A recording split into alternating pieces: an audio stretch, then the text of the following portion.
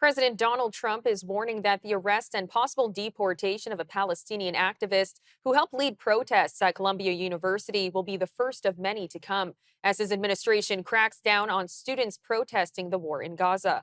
Mahmoud Khalil was arrested on Saturday by Immigration and Customs Enforcement agents. This is not a matter of simply violating university rules. This is a movement, an anti-war movement. We have sparked similar Gaza solidarity encampments across the nation and even across the globe. His lawyer says the agents claimed that the government was revoking his green card. The Department of Homeland Security has said that the arrest was in response to Mr. Trump's executive orders prohibiting anti-Semitism. Andrew Donaldson from OrdinaryTimes.com has more on the arrest.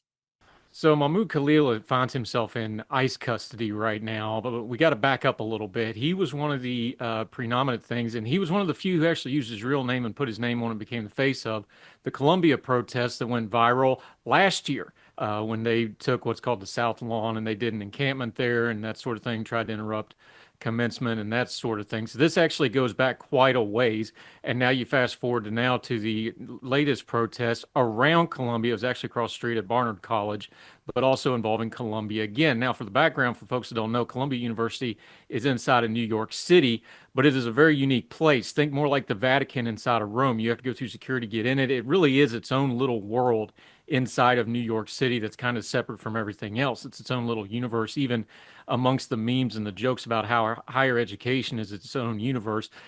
Columbia really is. It's pretty separate, even though you go through the gates and all of a sudden you're in New York City. So all that background goes to these protests, and now you enter into the new Trump administration that has been very forthright and has been putting out these executive orders about things like anti-Semitism, directed primarily at campus protests, and the ones at Columbia were very much the front and center ones. And also the background of this, as part of this current situation, the Trump administration has been threatening to yank grant funding from Columbia for not getting their stuff under control. Now, to be fair, Columbia probably did not handle these protests well. There was some really vile anti-Semitism stuff that came out that also did not get handled well. So there's plenty of blame to go around. But that's all secondary to what has now happened to Mr. Khalil. Now, whatever you think of what he's done, and he's on video doing things like occupying buildings, raucous protests. You could argue about whether or not they were violent protests or not, but we're talking about pushing and shoving. We're not talking about heavy violence. He is on camera doing things that you could call chargeable, that you could bring charges against in court. But that's not what has happened here. The Trump administration, because of the executive order that Donald Trump, they went in and arrested him. Now, when ICE arrested him, they said, and they have publicly said in their statements, that they did it under the guise of the State Department saying they were going to revoke his status and deport him. And the Homeland Security has came out with a statement and said, this is the first of many. This is what we're going to be doing. The problem is Mohammed Khalil has a green card. He is a permanent resident, which entitles him to certain legal protections. Now, there has been a court injunction here, and they have stopped the deportation. And we now know the terms of what happened is they went into his campus apartment, they arrested him, and he was actually moved all the way to Louisiana to be deported without any due process at all.